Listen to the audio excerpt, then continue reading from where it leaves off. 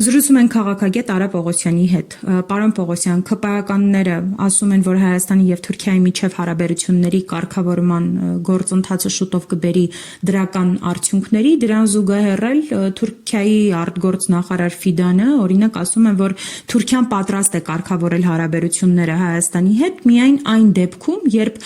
Բաքվի հետ վերջնական խաղաղության պայմանագիրը ստորագրվի։ Նախ մեզ համար այդ դրական արդյունքները որոնք են լինելու Թուրքիայից եւ առհասարակ որն է լինելու օգուտը մեզ համար խաղաղության պայմանագրից։ Տեսեք, նախ այստեղ ես կարծում եմ պետք է տարանջատել մեր ասելը ու նկատի ունենք, որովհետև ցավոք սրտի հասել ենք մենք մի իրավիճակի, երբ ընդհանուր հայկականը մենք այս պահին գոյություն չունի, կա իշխանությունների մենք, որը ձևավորվում է կամ ձևակերպվում է իշխանությունների համար ֆունդամենտալ շահերով, որոնք բնորոշվում են ինչպես իշխանության երկարակեցության խնդիրներ, այնպես էլ այդ իշխանության օրակարգի սպասարկման, այսպես կոչված օրակարգի, որը մենք իրենք անվանում ենք խաղաղության օրակարգ, դրա սպասարկման եւ հասարակությանը որպես հաղթատուկ ներկայացնելու։ Մյուսը վերաբերվում է արդեն Հայաստանի Հանրապետության կենսական շահերին։ Եթե մենք խոսում ենք առանձին վերցրած իշխանությունների շահերի մասին կամ իշխանությունների պատկերացրած շահի մասին, սա այլ հարթության մեջ է։ Եթե մենք խոսում ենք Հայաստանի Հանրապետության կենսական շահերի մասին, ապա վստահորեն կարելի է պնդել, որ առաջիկայում հայ-թուրքական հարաբերություններում Հայաստանի կենսական շահեր չեն սպասարկվելու ինչու։ Թուրքիան եւ Թուրքիայի իշխանությունները շարունակում են ինչպես նախկինում, այնպես էլ հիմա հայ-թուրքական հարաբերությունները կապել հայ-ադրբեջանական հարաբերությունների հետ, ինչը ինքնին խոսում է այն մասին, որ մեր հարաբերությունների կարգավորման հետ կապված կան թուրքական նախապայմաններ, ինչպես դրանք եղել են 2008 թվականին, այնպես էլ պահպանվում են հիմա։ Ինչքան էլ որ իշխանությունները փորձեն համոզել, որ Հայաստանը եւ Թուրքիան բանակցում են առանց նախապայմանների, դա կեղծ է, դա սուտ է, եւ այդ սուտը ընդամենը 3 հերքեց Թուրքիայի արտգործնախարար Հական Ֆիդանը, ով Թուրքիայի պարլամենտում ունեցած ելույթի ժամանակ հիմնավորելով հայ-թուրքական հարաբերությունները հստակ նշեց, որ այն պահին, երբ Հայաստանի եւ Ադրբեջանի միջև կկնքվեն վերջնական խաղաղության պայմանագիր, այդ պահին Թուրքիան պատրաստ կլինի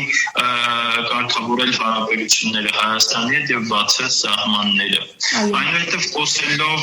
խոսելով հայ-թուրքական հարաբերություններում ադրբեջանական ֆակտորի մասին նշեց, որ թեպետ երկու կարևորագույն հանգամանք ներառված չէ հայ-ադրբեջանական խաղաղության համաձայնագրում, Հայաստանի սահմանադրության փոփոխության եւ այսպես կոչված Զանգեզուրյան միջանցքի հարցերը, սակայն երբ այդ հարցերը կկարգավորվեն, ապա Ադրբեջանի եւ Հայաստանի միջև կկնքվեն խաղաղության պայմանագիր եւ ի վերջո նաեւ հայ-թուրքական հարաբերությունները կնորմալացվեն։ Սա ինքնին խոսում է այն մասին, որ նախ այսպես կոչված Զանգեզուրյան միջանցքը թե Թուրքիայի թե Ադրբեջանի համար շարունակում է մնալ ոչ թե լոգիստիկ ծրագիր, այլ քաղաքական, ֆինանսատնտեսական եւ ինչու ոչ նաեւ գլոբալ քաղաքական խնդիր, ինչում իրենց մոտեցումները ոչ թե չեն փոփոխվել, այլ էտապային առումով կամ փուլային առումով դրանց հերթականությունն է փոփոխություն կրել։ Մյուսը Հայաստանի Հանրապետության սահմանադրությանն է վերաբերվում եւ այս երկուսն է, որոնք Թուրքիան եւ Ադրբեջանը կապում են Հայաստանի հետ հարաբերությունների նորմալացման հետ։ Արդյոք սա տեսանելի ապագայում հնարավոր կլինի։ Ես կարծում եմ, որ տեսանելի ապագայում առնվազն մինչև 2026 թվականի խորհրդարանական ընտրություններ սա Հայաստանի իշխանությունները իր վիճակի չեն լինելու ապահովել, որովհետև Զանգեզուրյան միջանց կոչված ադրբեջանա-թուրքական նախագծին դա իրավական ստատուս կնշանակի Հայաստանի իշխանությունների կողմից խոստովանել, որ այս բոլոր զիջումները եւ այսպես կոչված խաղաղության օրակարգը այլ ոչինչ են, քան անվերապահ կապիտուլյացիա։ Եվ մյուս ինչ վերաբերում է Հայաստանի Հանրապետության սահմանադրության փոփոխությանը դարձյալ մինչև 26 թվականի խորհրդարանական ընտրություններ կարծում եմ եւս իրատեսական չէ։ Հետևաբար այս ընթացքում թերևս իշխանությունների համար լավագույն օրությունը կլինի այն, որ ընդամենը Ադրբեջանը եւ Թուրքիան շարունակեն լռել եւ խաղալ օգոստոս 8-յան պայմանավորվածությունների տրամաբանության մեջ, մինչեւ որ Հայաստանի իշխանությունները կստանան մանդատ մյուս դիժոնների եւս իրականացնելու համար։ Պարոն Պողոսյան, եթե փորձենք հետ գնալ օրինակ 2008 թվականի մասին, ասացիք, որ այդ ժամանակ եւս կային օրինակ նախապայմաններ, կխնդրեմ տարբերությունների մասին ասեք, ինչ տարբերություններ կային մեր քաղաքականության մասով 2008 թվականին օրինակ Թուրքիայի կողմից առաջադրված նախապայմաններին եւ ինչ վերաբերմունք, ինչ քաղաքականություն կա արդեն այսօր։ Տեսեք, սրանք էապես է սկզբունքով են, աշխարհաքաղաքական իմաստով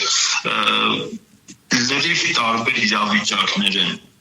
2008 թվականի հայ-թուրքական, այսպես կոչված ֆուտբոլային դիվանագիտությունը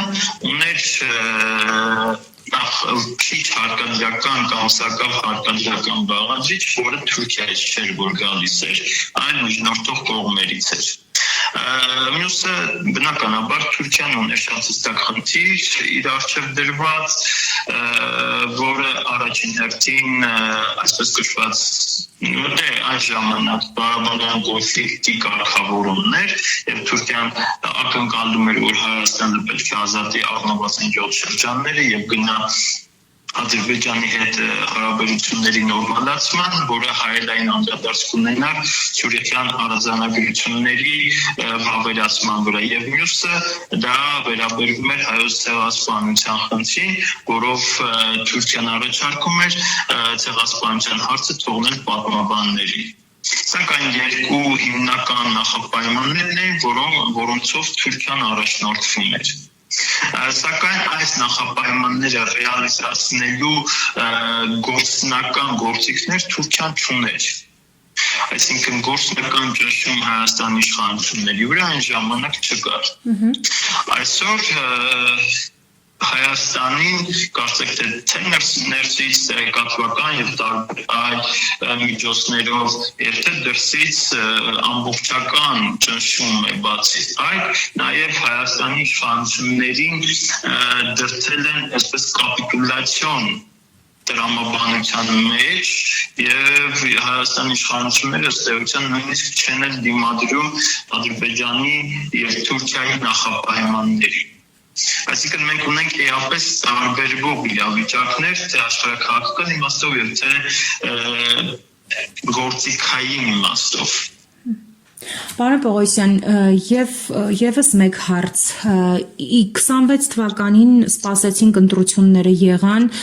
եւ նորից անցավ քաղաքացիական պայմանագիրը, որովհետեւ վարչական ռեսուրս ունի եւ այլն։ Ինչ է լինելու դրանից հետո եւ Հայաստանի գոյությունը ինչ կարգավիճակով է լինելու։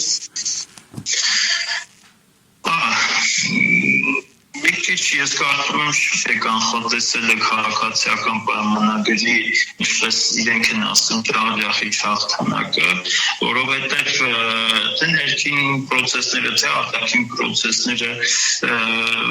կարող են փոխել իրենց տրամաբանությունը, մենք տեսնում ենք ընդհանրապես քաղաքականությունը հարաշարժ է եւ այն երբեք նույն շրջանում մեջ չի մնում, այլ մշտապես ենթարկվում է տարբեր կերպափոխումների, տարբեր ազդեցություններ եւ հակազդեցություններ կարող են առաջանալ։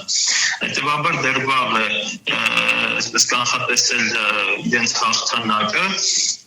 բայց եթե հիպոթետիկ ընդունենք, որ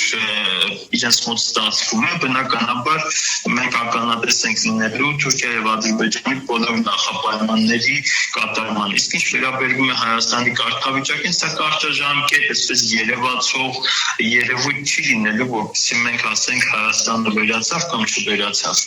Թուրքիայի, հատկապես Թուրքիայի քայքայիչ ուժը, որին հիմա գիտականորեն ընդունված է ասել նաեւ սուր ուժ, այն արտահայտվում է հասարակության ամենատարբեր շերտերի վրա եւ իմ խորին համոզմամբ այն Թուրքիան լավուց գործադրում է ոչ միայն Հայաստանում, այլ տարբեր տարածաշրջաններում եւ